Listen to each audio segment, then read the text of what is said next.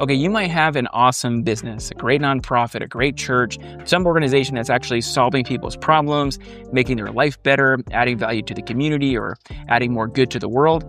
But the problem is, people, even if they want to connect with you and take the next step with your brand, they might have a hard time doing it if you're not optimizing the call to action strategy on your website appropriately. What I mean by that is we often refer to the website as the virtual front door of your brand. And if the website is the front door, the doorknob is the call to action buttons that are on your website. If somebody actually wants to take the next step, wants to engage your brand, they're going to reach for the doorknob. They're going to click the button because they want to actually take the next step. I have seen hundreds of websites just because we do these clarity sessions every single day with great businesses, churches, and nonprofits that don't actually have any call to action buttons on the homepage of their website. That means somebody might actually be really compelled to hire this business because they think they would be a good fit and that it could solve their problems, but they don't actually know, what do I do? What's the first step? How do I actually initiate? And even if you do have call to action buttons, you might have them in the right spots. You might not be optimizing spots that you should be optimizing. Or even if you do have call to action buttons in the right spots, they might not actually be saying the right things that they should be saying. And so in today's video, we're gonna walk you through, number one, the areas that need to include call to action buttons as somebody's scrolling down the homepage of your website. But number two, and more importantly, what are those call to action buttons actually saying? Hey, if we haven't met yet, my name is Brandon. I own a creative agency called Ritchey Creative, and essentially we help great organizations build websites that actually get results. Okay, so let's kick things off with, where do call to action buttons actually need to show up on the homepage of your website? I've heard people say, hey, you don't want too many buttons, it's distracting for people. Or even as we're building websites for somebody, if we send the first draft and we say, hey, here's the strategy that went into it, here's kind of why we built the sections the way we did, here's why we included these call to action buttons the way we did, they might even push back and say, hey, we just don't want all those buttons on our website, we just want one or just want two. That's a huge missed opportunity because call to action buttons really need to show up in pretty much every section of your homepage. There are two spots, which are the highest piece of real estate really on your entire website for call to action buttons. We're going to get into that in a second. But as somebody's scrolling down, the above the fold section should have call to action buttons. And about us section should have a call to action button that's funneling somebody to the about us page to learn more about your brand. A lead generator section should have a call to action button to download the free PDF. So you do want call to action buttons. I am a firm believer that the more interactions that somebody actually has on your website, the higher the chance that they're actually going to want to take the next step with your brand, simply because there's more skin in the game. They're clicking things, they're scrolling through your pages, they're going from one page to another page. And so that interconnectivity between buttons on the homepage connecting to other pages on your website, I think that's actually a pretty critical piece of strategy. So yes, there needs to be a quantity of call to action buttons. So as you're scrolling down, there should be several call to action buttons funneling people different places. But the two spots that are the highest pieces of real estate really on your entire website for an intentional button to push, a clickable button, is number one, top right corner, and number two, under the clarity statement above the fold. So let's get into those a little bit. So the top right corner, the big reason we recommend that as the real estate spot number one really on your entire website for an obvious button to push is when somebody's ready to actually make a decision and take a next step, that's where their eye naturally gravitates toward. So you can imagine if you're on an e-commerce website, you're wanting to purchase some new sneakers or a new hat or a new hoodie, then you're going to look for the cart or the shop icon in the top right corner.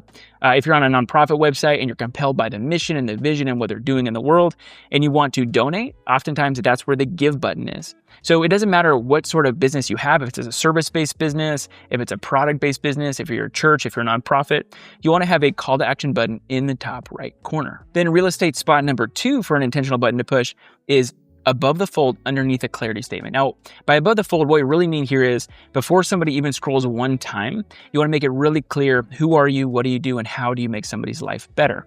So a statement like that is what we refer to as a compelling clarity statement. So again, you want to have that right there above the fold, but then underneath that compelling clarity statement, you want to have an intentional button to push. Again, this is often a primary call to action, so not something like download this lead generator or learn more about us, but this is the big thing that you're wanting people to do. For a church, it might be plan a visit or I'm new or what to expect. For a business, it might be schedule a consultation or get a free quote. But again, top right corner, that's spot number one for that primary call to action. And then spot number two is right underneath that clarity statement above the fold.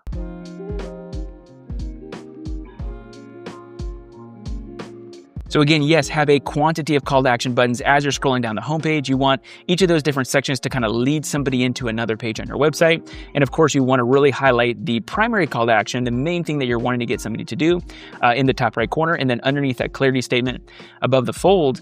And so the next thing we're going to talk about is, what does the call to action button actually need to say?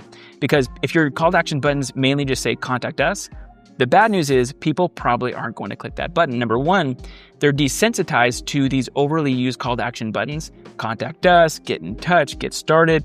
It's vague and it's not very compelling. So this next part of the video is going to be all about what are the actual words and language that we're using in the call to action buttons of our website. Before we get into that, if you want to actually build more intentionality into your website to get more leads, more sales, more donations, more partnerships, you can get my new course, the Homepage Messaging Makeover. It essentially walks you through from the top of the website all the way to the bottom of the website, the main 8 sections that you want to make sure that you're including in the homepage of your website to, again, get more traction and get more action out of your website visitor. You can get the course absolutely free at ritchey-creative.com/makeover. Okay, so we talked about the importance of call to action buttons, why you need to have them, and we talked about just the main places they need to show up on the homepage of your website. But also we want to make sure that we're actually saying the right things and using the right language in the button itself. So you want something that's very compelling that somebody actually wants to click. There's 2 best practices here. Number one is you want to include a button that actually has a clear outcome or a clear end result for your website visitor. So while you could certainly just have a button that says contact us or get in touch or something like that, it would be much more effective to have something that has a clear outcome, like request a free quote. Somebody knows, hey, if I click the request a free quote button in the top of the website, then I'm going to be able to request a quote. I'm going to get a quote if I click that button. Similarly, you could schedule a consultation, a button to schedule a consultation, or let's just say that you are a website designer. Maybe the intentional button to push in the top right corner just says design my website or build my website. People know, hey, if I click this button, then I'm going to be taking the first step toward building my website. So that's kind of the best practice. Number one is to actually include a clear outcome in the button. It's going to really kind of raise somebody's attention a little bit more than some of these desensitized call to actions that they're just so used to seeing all the time. But then number two, if you can really add something in there to emotionally charge it, that's going to elicit some emotional response, which again is going to make it that much more likely that somebody actually wants to click it. So for instance, if you're a custom home builder, certainly the call to action button in the top of the website could say schedule a consultation, or even more clear, it could say start building my home.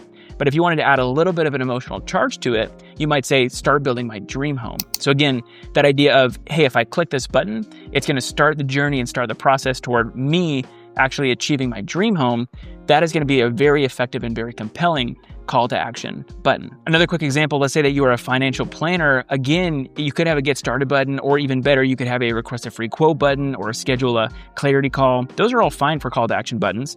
But if you were to say something like, help me find financial peace, if that's what it said up there in the very top of the website, number one, that's going to get somebody's attention, but it's very emotionally charged. Hey, if I click this button, I'm going to be taking the first step toward finding financial peace. So I would just say, including a call to action button that, number one, has a really good clear outcome. Hey, if I click this, I'm going to receive something from it. And then number two, any way that you can add a little bit of emotion to that button to emotionally charge it, that's going to make it more compelling and more likely that somebody will click it as well. I'll tell you this, I have website clarity sessions every single day with fantastic businesses and churches, nonprofits, people that have big hearts, big dreams, are actually making an impact and making the world a better place. And I will just tell you, during these clarity calls or these website audits, we're scrolling through the website, you would just be shocked if I told you how many just didn't have any buttons at all on their website, or they just had one, or they have one, or they have two, or they have three, but they're saying the wrong things. And it's a little bit heartbreaking because let's just say that you wanted to step foot through the front door of this home that you came across, and you reach for the doorknob only to find that there isn't one. And so that's what it's like when there's not call to action buttons that are built with intentionality and built with strategy. And so again, I would just say, if you would just invest some time into really thinking through, where are we putting call to action buttons on our website? What are the call to action buttons actually saying? It's going to make it that much more likely that people, number one, will click those buttons, but number two, that they actually want to.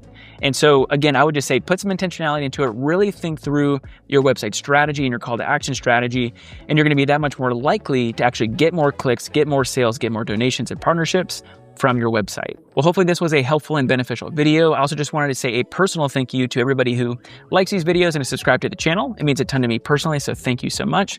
Remember, you can't use up creativity. The more you use, the more you have. Stay creative, and we'll catch you next time.